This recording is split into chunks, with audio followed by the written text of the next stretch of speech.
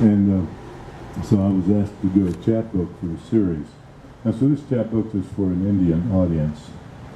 But being up here in Seattle, there's an issue out here too. And it's an issue all the Indians are aware of, I hope.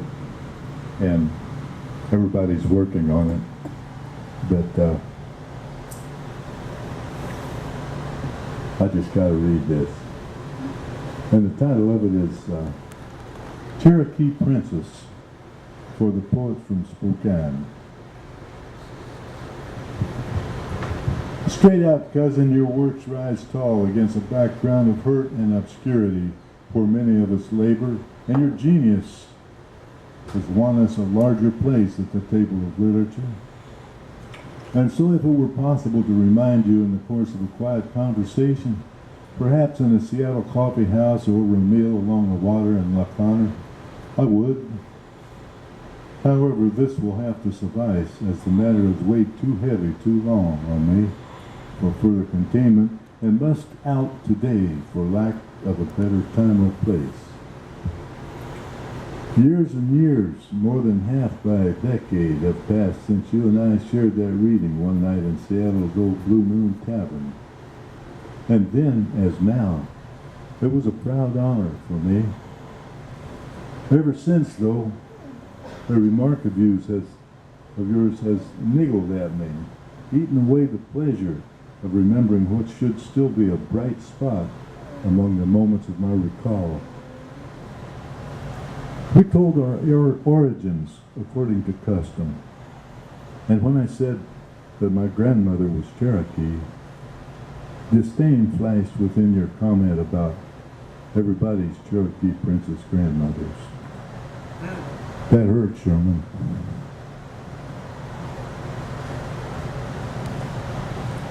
She was no princess, just my grandma. And she was Cherokee, even though she had no U.S. government-approved Indian ID card. Nor do I. I trust my family's word. Neither her parents nor thousands more like them allowed themselves to be counted and then herded like cattle to an Oklahoma reservation, nor did she accept government rations. Despite bounties for native ears or hands, vigilante gangs, renegade bandits, soldiers, thousands of descendants of these eastern tribes melted into the landscape and stayed free. Stayed free. These folks adapted to their surroundings, as our peoples always have, finding friends, raising families, learning to live in plain sight without being detected or betrayed after the Removal Act.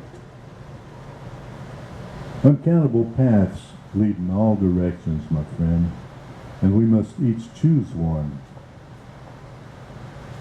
So in the face of the invasion, others accepted reservations, fashioning tribal governments to mirror the invader's government. Clinging to memories of the past and staying with the tribe is one path, but avoiding domestication is another. Among past heroes, how many would accept invaders' governance? This unsustainable society, built on stolen land, pictures the Wild West and cowboys and Indians, all in the same frame, but east of the Mississippi, we are still here, still ourselves, still keeping a fire. And Sherman, we all had grandmothers who were Cherokee, Choctaw, Quapaw, Miami, Iroquois, many of the other eastern tribes. And if somebody should ask, who are the real, natural free people, I'll raise my hand just as high as yours. Thank you. Woo!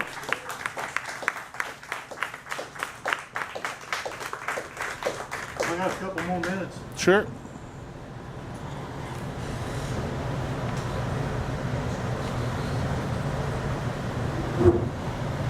I'd feel silly holding this book up so you can recognize it and maybe buy one of them to go along with the Indians, the poems in a foreign language, or one of the other ones. I don't have any more copies of Junkyard Dogs, but I'm going to try to get it out again one of these days.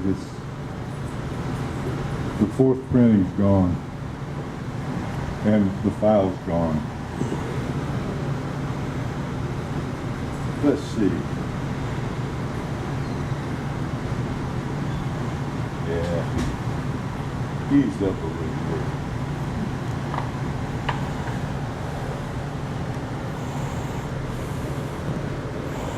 Everybody know where Ebby's Landing Inn is? Mm-hmm. Up along Admiralty Inlet. Big bluff up there. On top of that bluff, there's a lot of underbrush about that tall. So tall. I'm showing you with this book. About that tall. And it's impenetrable. You can't walk through it. But it's got little tunnels all through it.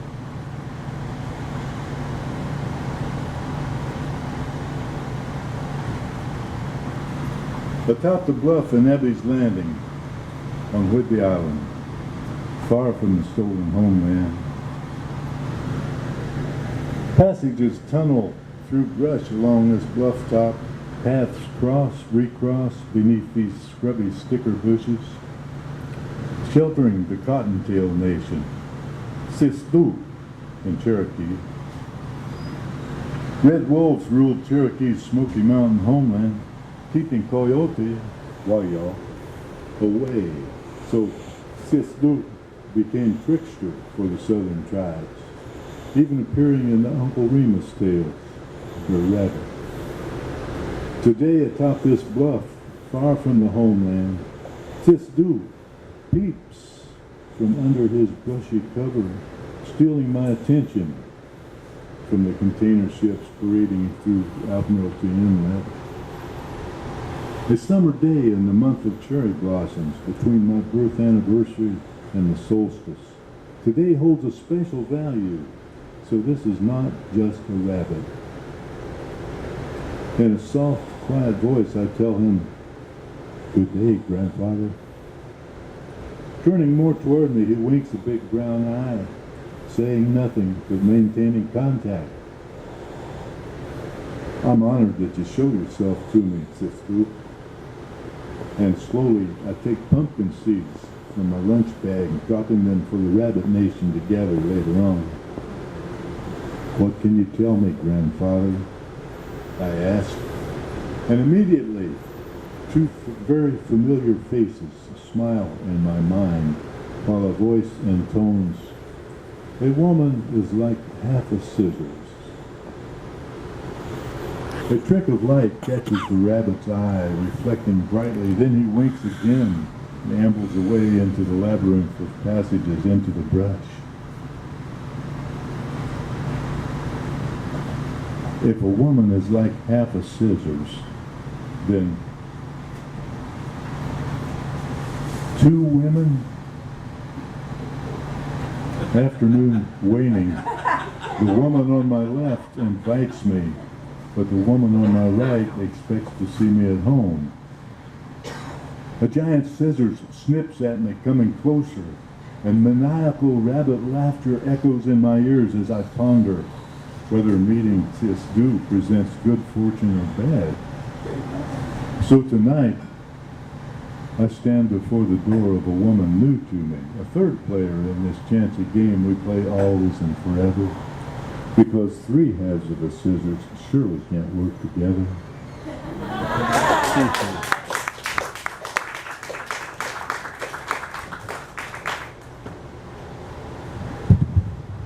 I thank you all for coming out. I think that's all.